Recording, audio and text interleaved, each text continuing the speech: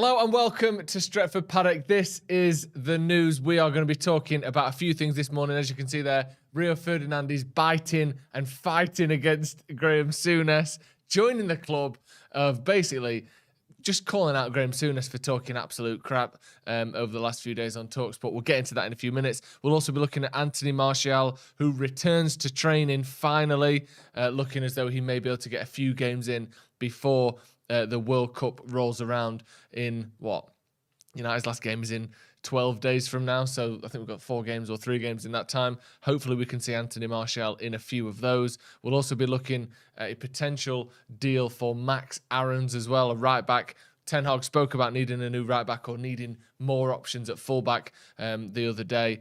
So a fullback option and a fullback transfer looks to be on the cards in the coming months.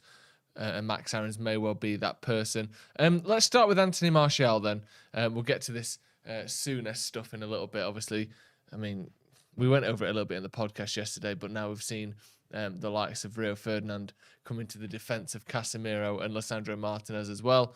Get your thoughts in the comments below. We are live, so get your comments in. I'll be coming to those in just a minute. Get your thoughts in on Souness, get your thoughts in on Martial, on Max Aarons, on all of that stuff this morning. And also hit subscribe if you haven't already. 1 second. Delicious. Right.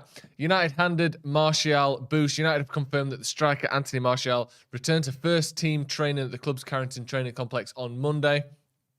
The Frenchman, who has scored 3 goals this season, misses United's last 6 matches with a back injury. After earning his first start of the season, he was forced off less than half an hour into the Reds' 2-1 win over Everton at Goodison Park this month. Now, that is his 3rd injury this season. He had a hamstring and an Achilles injury, then this back injury that's kept him out for 6 games. It's been an unfortunate period for Anthony Martial, and one that actually, when you think about it, it's almost impressive how well United have done in his absence. Not because Martial is a player that we've relied on particularly over the last few seasons. Obviously, he's had the 2 worst years of his career leading up to this season, but he's someone that, on paper, very much suits the way Ten Hag wants to play. A striker that is involved in the build-up, a striker that is good on the ball, that has a pass, that can finish, that's good in behind, that can get played in behind and keep a man off his back as well. He can build up play. He's got much better as he's gotten older, receiving the ball with his back to the opposition centre back and keeping play and bringing other people in. That's exactly the sort of player Ten Hag likes. And we don't have anyone else like him. Rashford is good at some of those things. Rashford's great at playing in behind. Rashford is great at making chances for himself, pushing away from defenders and getting shots off. But he doesn't really have the hold-up play that Martial does. He doesn't really have that sort of striker's instinct in and around the box that Martial does a little bit more. And then obviously we've got Ronaldo, who's playing that role as well, who, as he's gotten older, has got less and less of those things to his game. He can't really play in behind anymore. He has to have a lot of space because defenders can close him down and make up that space because he doesn't have the speed he used to have. He's not really particularly good at link-up play, never really has been. So it's quite impressive the way United have sort of manoeuvred around this hole that we've had up front almost with Anthony Martial missing. There were reports last week that he was in sort of individual training, one-on-one training, back out on the pitch, doing work to get back and recover from this injury. Obviously now that has accelerated and got to the level of squad training, back in training with other members of the team as of this week, as of yesterday. So that is very good news in terms of looking maybe towards the weekend, maybe towards a few minutes against Sociedad, depending on the scoreline there. Although I wouldn't be surprised if he didn't make that trip because it's an away game. But hopefully we can see Martial back in the squad this week, which would obviously be fantastic for those last 2 or 3 games before the World Cup happens. And then obviously I doubt, unfortunately, he's going to go to the World Cup. So he can be someone that comes back at the end of December when Man United return and hopefully start his season with a bang. Let's move on then. But before that, give me your thoughts on Anthony Martial. People talking, Roshan here says, don't overhype Martial. He may not hit his best form now, maybe in the second half of the season. That's fine by me. I don't need to see Martial getting a goal a game between now and the 13th of November. I just want to see him playing games. I just want to see him on the pitch. I don't expect him to be scoring hat-tricks, looking like the best striker in the world. He's barely played, let's be honest, he's barely played for United for coming up to 2 years. So I'm not expecting, sort of Haaland numbers out of him as soon as he comes back to the first team. But what I would expect is to see a little bit of improvement from the fitness side, a little bit of a showing that he's getting the tactics and the system that Ten Hag has set forward. The thing that does give me some confidence and optimism on that front is that he played all of pre-season and looked very good during pre-season, Anthony Martial. So he clearly knows what Ten Hag wants. He's been in those training sessions. He's been in those, classroom sessions that I'm sure Ten Hag puts on, looking at footage, sort of instructing the players on where they need to be. He has got some experience of doing that, even if it was against, Melbourne Victory. He's still got a bit of experience doing it. Let's move on to the main story today then.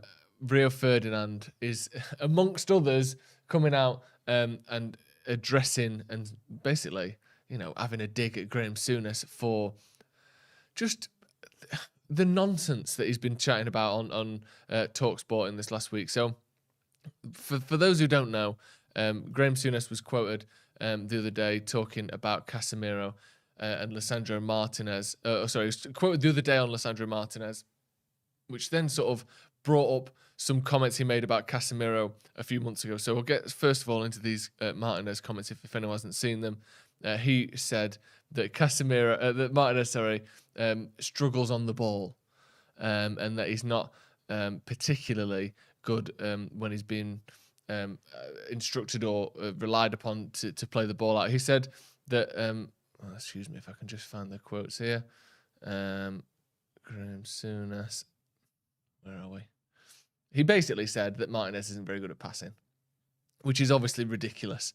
Here we go. Sorry about that. He says, I can tell you that a centre-back that's been... I can't tell you a centre-back that's been successful at that size, talking about Martinez being 5'9". So, therefore, it cannot possibly happen. He said, I think he's brought a bit of aggression to them. He definitely has. My experience in the dressing rooms are, if you've got a couple of people that are willing to stand up and fight, you've got several people coming in behind you, which is obviously, a bit of a compliment. He says, there's a lot to like about him. I like his aggression. The first thing he did when we played Liverpool was that he went right through Salah early on. For the rest of the game, Salah was looking for him. I like that. He said, I just feel that when you're that size, you'll get caught. You'll get pinned in the box. I don't think he's terribly quick. I don't think he's terribly good on the ball, but he's got something about him that makes other people play well. Now, like I said, if you haven't checked out, make sure you check out the Paddock podcast yesterday, where we went into this in detail, giving our opinions, giving stats on Martinez, refuting and sort of, fighting back against what Souness was saying there with statistical analysis as well as just our opinion. But obviously to say that Martinez isn't very good on the ball is laughable when you consider that he's one of the best passers of the ball in the team. He's regularly in the top 2 or 3 for most passes, for most sort of forward passes and line-breaking passes. He's always in the top of those stats for Manchester United. And on that, Rio Ferdinand has said, oh, come on, Graham, man. He's not watched the games. He's obviously not watching Martinez, because one of his main attributes when you speak to anyone who knows the game is that he's great with the ball. He'll take it anywhere. He can pass. He's tenacious, aggressive. He can defend. To say he can't pass, and he called Casemiro a steady Eddie, which was part of that other comment he made a few months ago. He's won 5 Champions League, bruv, and he's been integral to all of them. He can't be a steady Eddie. United have been winning, and Martinez is one of the best players in that team at the moment. Casemiro, since coming in the team, has been arguably the most important player. The 2 players he picked out are probably the worst 2 he could have picked for criticism, which, I mean, as far as pundit versus pundit goes, that is a slam, isn't it? That is him basically saying, you're not watching the games, you've made up your opinion based on pre-existing notions of what these players were. Again, this whole thing about Casemiro being a steady Eddie, what does that mean? It's like he's saying, well, he doesn't score, so he must be shit. But his tackling numbers, his passing numbers, his interceptions, his blocks, all of the defensive attributes aerially, all of the defensive attributes that Casemiro was in that Real Madrid team to do and is now in the Manchester United team to do are world class compared to other midfielders in that position in Europe. He stands out and is in the top 2 or 3% for all of those attributes. So to say he's a steady Eddie is literally like school ground metrics. How many goals did Casemiro get this year? What, 2? Well, it must be shit then. I can't imagine where he's got that idea from, that he's just a steady Eddie. And also, what even is a steady Eddie? What does that mean? that he's good every week, that he keeps the game ticking over, that he wins the ball back and gives it to other players. It's just absolute nonsense.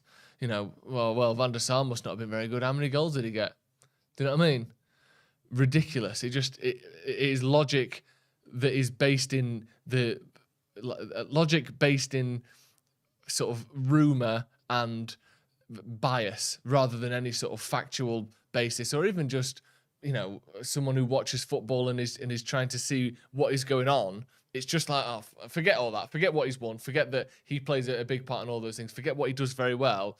He's just a steady Eddie. That's it. We've got the definition of a steady Eddie here. A dependable and reasonably skilled person who can be trusted to do a job adequately. If he was only adequate or reasonably skilled, like I said, he wouldn't be topping the charts and in amongst the top 1 or 2% of midfielders in Europe for so many defensive stats. It's just bad punditry, isn't it? I mean, and the fact that you've got Rio Ferdinand calling you out suggests to me that, there's not really much you can say, is there? Because it's very rare that one pundit will call out another pundit like that. That someone like Ferdinand would call out a Carragher, a Souness, whoever. The fact that he's doing that, doesn't bode well for Graham Souness, does it? Owen says Souness also said that he himself was a far better player than Roy Keane. The thing with Graham Souness is he was a decent player, wasn't he? He was a good player. He's not Roy Keane. Don't talk over bar says, who cares what these bitter scousers say? We know this team is going places, so it's best we keep quietly progressing. And I agree with that. We don't need to sit here and brag about how good we are. But I think defending players and defending the sort of what can lead to narratives around players based on, ill-informed or just, guesswork, ill-informed decision or guesswork, I think that's fair to do. I think it's fair to defend players. We don't need to go out over the top saying these are the best players of all time, we're going to win the league, all that stuff, because that's when you look silly or you end up getting hurt because you get it wrong. But if you get, when Carragher did the same thing about Martinez, you think, well, it's fair enough to defend someone because you're being unfair. You're using either a lack of knowledge or an agenda against someone to try to paint a bad picture about them, which in the end can lead to overwhelming scrutiny for players. It's not like Souness's words or Carragher's words don't have any weight to them.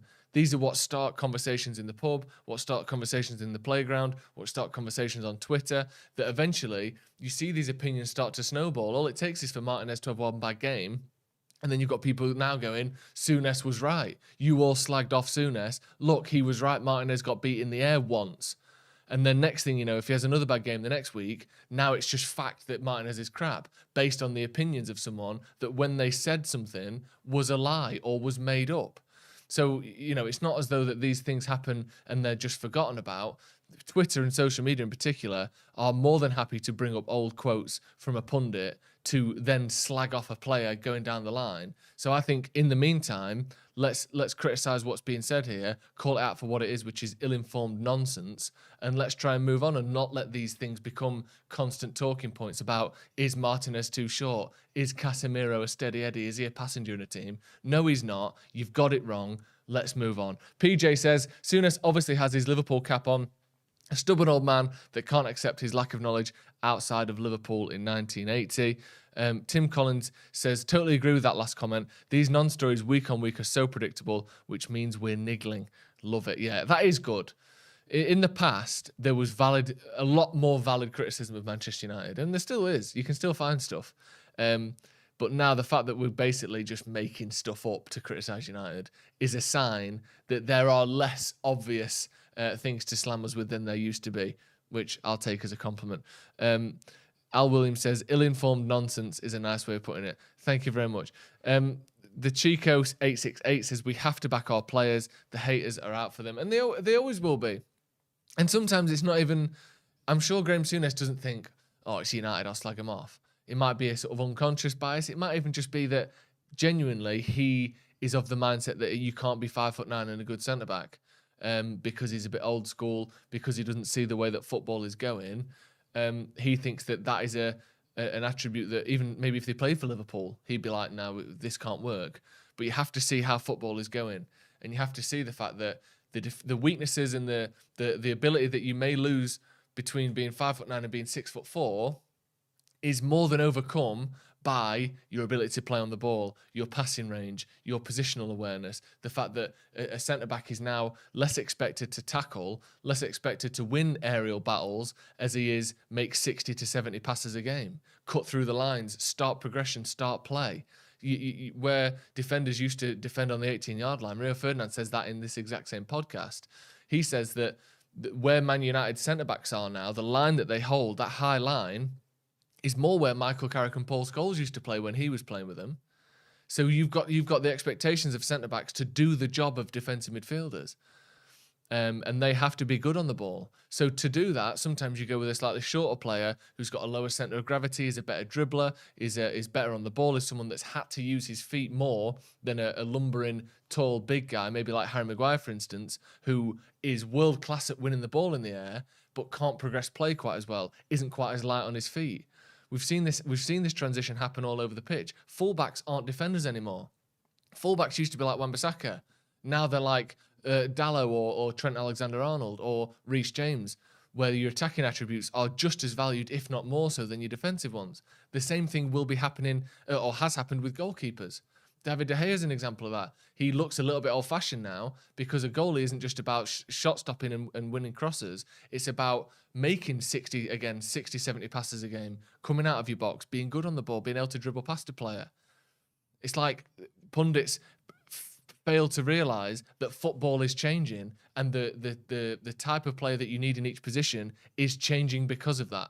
So Martinez is a modern centre-back. That scares Graham Souness. And he therefore lashes out. It's very simple. Souness gets scared, he starts shouting, and he gets it wrong.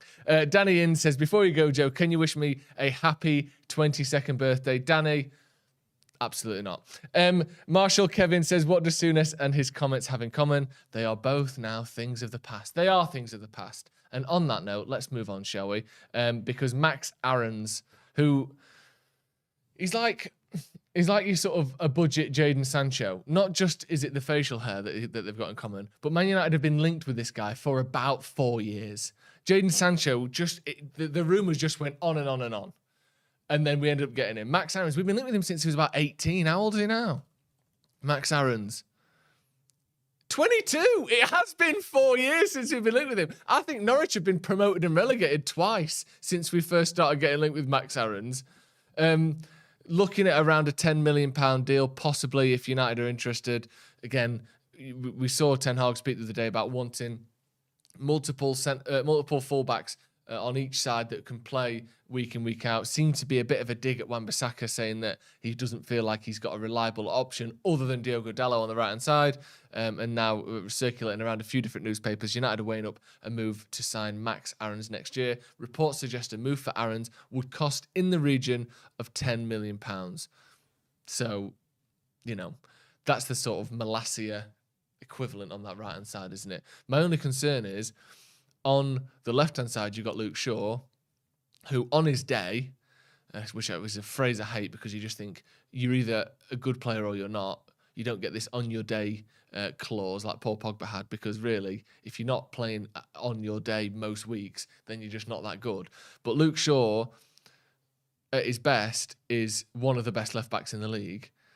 Diogo Dalot, is he one of the best right-backs in the league? That's the question. And if United want to start winning the big trophies, we need to have players, not in every position, but in plenty of positions where they are arguably some of the best in the league. So it kind of made sense to get like a backup left-back, because maybe that'll get the best out of Luke Shaw. Malacia could still improve. But if you're looking at a 10 million backup right-back, my question would be, maybe we need to splash a bit more and try to replace Dalot rather than getting in a backup that's sort of underneath him in terms of quality. But we'll have to wait and see. Dalot is definitely improving, and if he can keep improving the way he is, then maybe he could be that top right-back that we're looking for. Dalot himself, by the way, is only 23 years old. So it's not as though he hasn't got improvement and a lot of time left in his career as well. People asking about replacing Dalot. I'm not saying that we need to replace him. I'm just saying we've never really seen a stretch of games from Diogo Dalot where you can say he's been world-class for 10 weeks in a row, or he's been world-class for 6 months in a row.